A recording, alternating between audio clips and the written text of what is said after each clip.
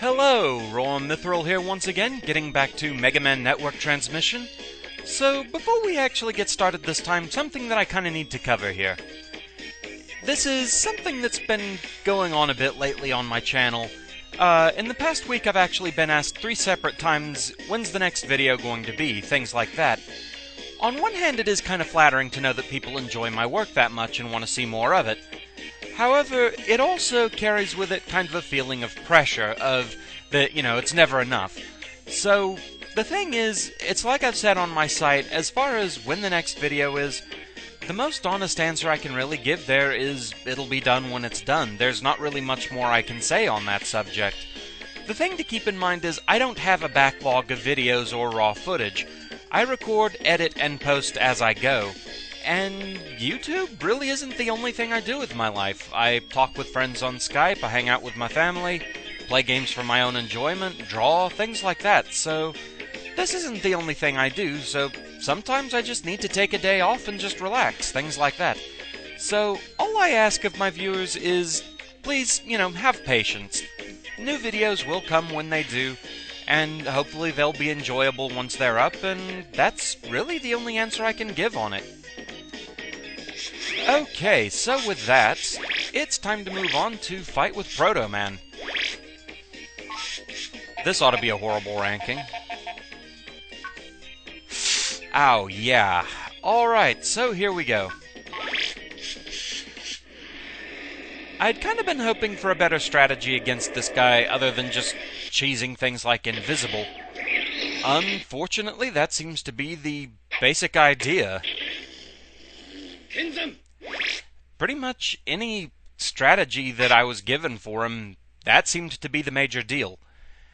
Also, unfortunately, right now I only have Invis 1, so this ought to be fun.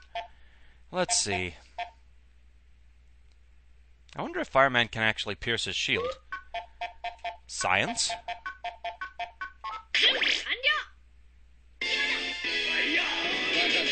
No, he can't.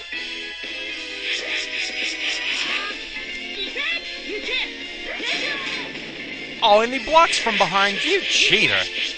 And vanished.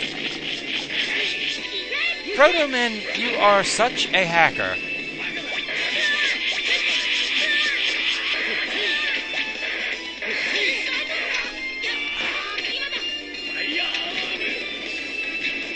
Cheap little spaz.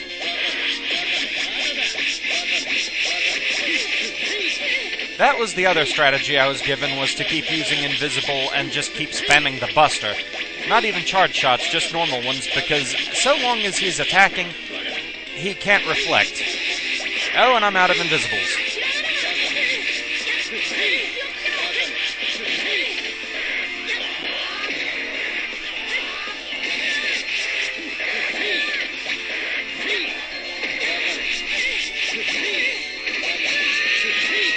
Yeah, this is gonna be a thing. What a cheater!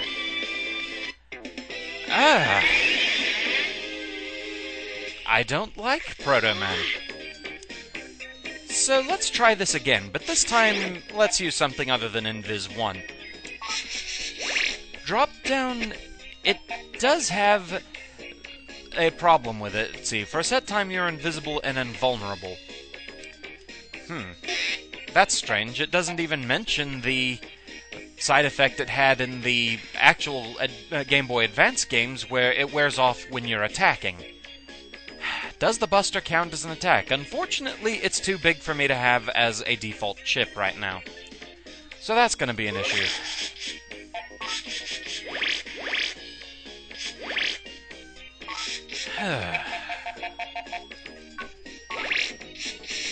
Turning around mid-time freeze. Yeah, nice cheat.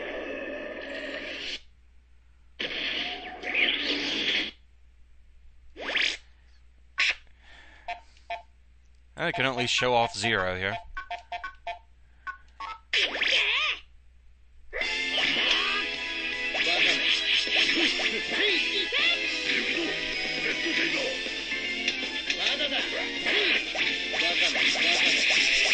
So let's just try this for a bit here.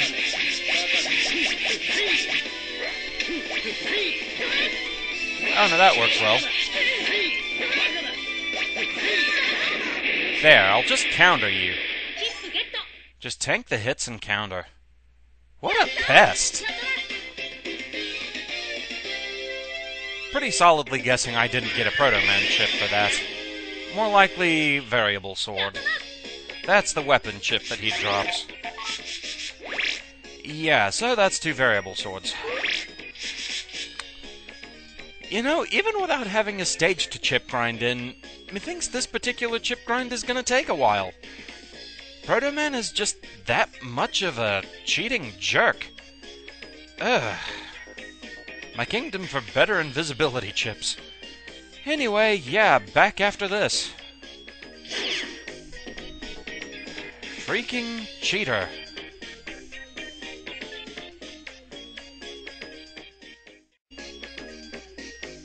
Okay, so that wasn't quite as bad as I expected, at least once DropDown started showing up. I can verify now that DropDown continues to stay in effect so long as you don't use other battle chips. Using the Mega Buster is just fine. It's not infinite invisibility, but it does last for a good long while. So with that, time to head on to the next stage. And we have a choice. I think we'll do this one first. Just have to go through a bit of the net to get there. But that's not too big of a problem.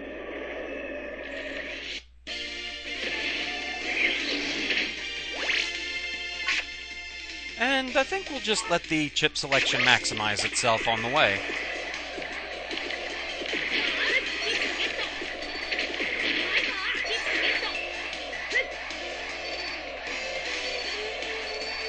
Nothing too terribly tough to have to go through on the way, so why waste the chips?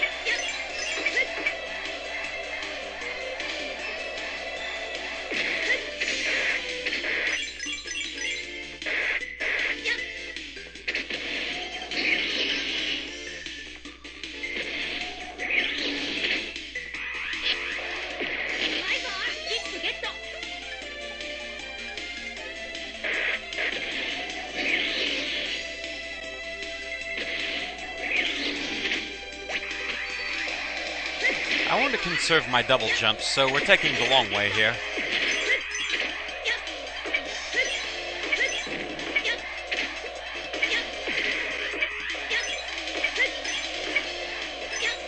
The scenic route, as it were. And hey, got a V-gun along the way.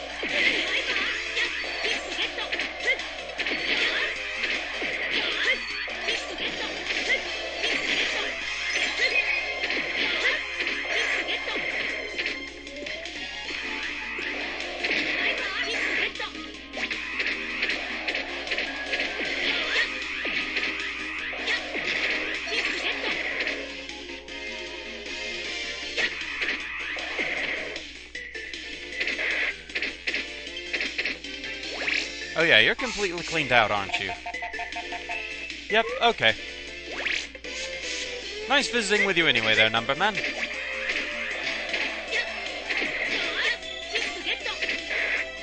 So it's time to finally open the security cube that we saw way back when. Unlocking with level 5 code.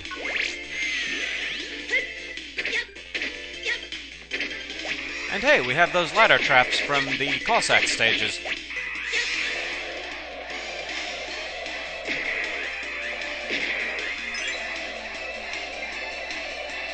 I don't think they give you anything really all that important.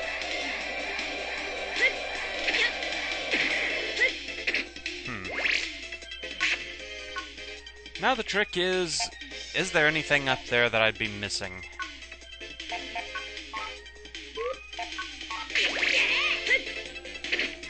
Oh, I just at least saw something.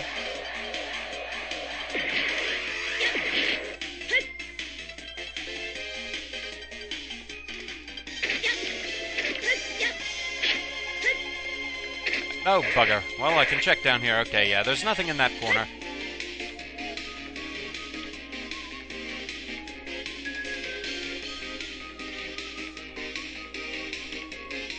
They do love to hide things out of the way like that.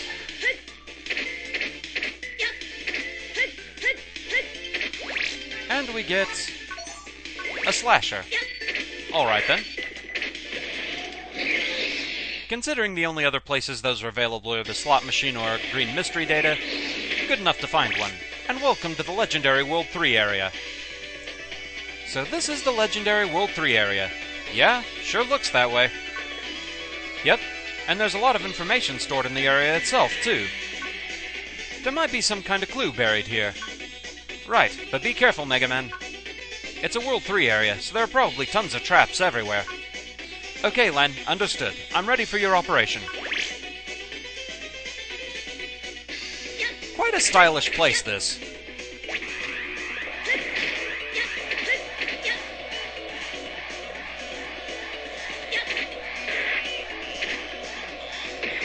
But one must beware of traps. Oh, I left a shiny behind.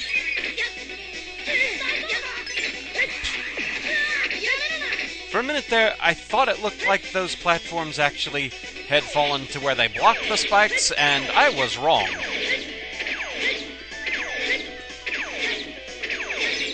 But spikes at this point are actually of fairly little consequence. And another slasher. Okay.